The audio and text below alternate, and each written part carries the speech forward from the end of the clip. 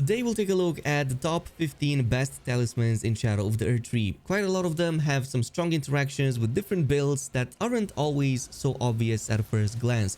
So today we're going to go over all of them as well as a number of tips to make the most out of each one of them. The first one is the two-headed turtle talisman, a powered up version of the green turtle talisman from the base game, and of course cannot be equipped together with the previous one. But this greatly raises stamina recovery speed by about 20% faster, which makes it amazing for kinda almost any build, but especially ones that use shield, colossal weapons, or anything that consumes a lot of stamina when you need to regen that faster to either follow up with a dodge, a block, or maybe even a follow-up attack. It's really awesome to use, definitely worth it. If you're having trouble with your stamina management, especially on some of the heavier builds, this can definitely help with that. Another one we covered before is the two-handed sword talisman. This is going to enhance attacks with two-handed weapons by 10%. So this is going to mainly buff your R1 and R2 attacks. This includes both normal and heavies, charged heavies, jumping normal and jumping heavies, as well as guard counters performed when you two-hand a single weapon. This does not affect Ashes of War, however, nor will it affect paired weapons, and neither will it affect ranged weapons even when you do two-hand them, like for example two-handing a Great Bow. But it does appear to boost the damage on the Smith's Crypt weapons, especially when two-handing the Smith's Crypt hammer, the axe, or the shield. Even its ranged attack component when you perform it with R2 is going to get boosted by the two-handed sword talisman. And like I said, all R2s are getting boosted. This also includes abilities like the one on the Wing of Vestal. Using its R2 projectile still gets boosted by the two-handed sword talisman. The next one, which is another S tier by the way, is the Talisman of the Dread. This increases the potency of magma by 15%. So pretty much any ability, Ash of War, or weapon in the game that does magma damage gets a boost from this. This includes Magma Shot, Magma Breath, even the Rykard's Rancor gets boosted by this, as well as the Bale's Tyranny from the new DLC. And it also works with some of the better weapons in the game, like Blasphemous Blade with the Taker's Flame ability does get boosted by this. So you can actually stack both the Talisman of the Dread as well as the Fire Scorpion Charm and get a massive damage boost on the special ability, like you probably saw in one of the builds we covered. Also, Magma Scale Sword and Magma Blades do get boosted by this, so absolutely top tier DPS talisman to have. At number 4, we have the Smithing Talisman. This enhances weapon throwing attacks by 10% and was one of the main pairings we had with the Smith's Crypt weapons. Unfortunately, those were kinda fixed / nerfed, so this also means that the Smithing Talisman kinda loses a bit of its usefulness. However, it does work with some of the other weapons and skills, like the Ash of War Spectral Lance does benefit from it, as well as the Spear Throw on the Spear of Impaler does get boosted by the Smithing Talisman. But best of all, this is going to boost up the Scattershot throw both on the Ash of War as well as on the Claw of Night. So if you're running with a Claw of Night build, which is by the way very strong, this can actually provide some nice boost of damage in there. At number 5, we have the Shattered Stone Talisman, the go-to option for hand-to-hand combat, but it kinda goes beyond that because this raises damage of all kicking and stomping skills by 10%. So this doesn't just boost the Dane's footwork, especially jump attack, but you can also boost Divine Beast Frost Stomp. It also boosts up the Poison Flower Blooms twice, and pretty much any sort of kicking and stomping sort of skill that you have in the game. But you can actually create a pretty crazy boost in damage if you couple this with the Claw Talisman, with the Raptor's Black Feathers, and also maybe add a Divine Bird Warrior Greaves from the DLC. So that's a total of about 45% extra damage on jump attacks whenever you use this with the previous items. It can actually be really crazy. Now the sixth one is not really the best of them all, but it is useful for stance builds. This is Rellana's Cameo, and when you hold down any stance, which is typically done with L2, for about 2 seconds, you get a momentary buff of about 15% extra damage, which can actually be pretty good if you're going with Milady. It might be one of the go-to options to have with that, especially if you do manage to hold the stance for a little bit, or even the overhead stance if you're going with like a Great Katana can definitely be fun and an interesting way to play. But it's again very situational, and if bosses don't give you any breathing room, this can fall off quite a bit. At number 7, we have the Pearl Shield Talisman. This is going to boost your non-physical damage negation by 20% while guarding. You can actually pair this with the Pearl Drake +3 and get another 11% from that.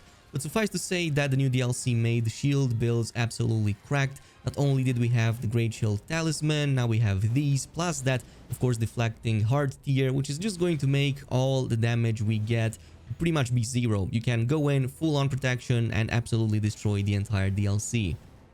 At number 8, we have the Enraged Divine Beast. This raises potency of storms by 10%, and literally anything with the storm in its name is going to get boosted by this. This includes Ashes of War like the Storm Blade, the Storm Assault, even the Storm Caller, Zamer's Ice Storm, and even the Horned Warrior's Greatsword from the new DLC has a skill on it that will benefit from the new Divine Beast. And you can also stack this with the Divine Beast Helm or Head and basically get another 10% extra damage to storms from that. At number 9, we have the Crusade Insignia, actually a very good option because this raises attack power by 15% for 20 seconds after defeating an enemy. So this is the go-to option whenever you're dealing with trash mobs, either when you're progressing normally in the game, going out into the open world and whatnot, but even against boss encounters, especially ones that spawn extra adds that you can then take down and also take advantage of the attack power increase.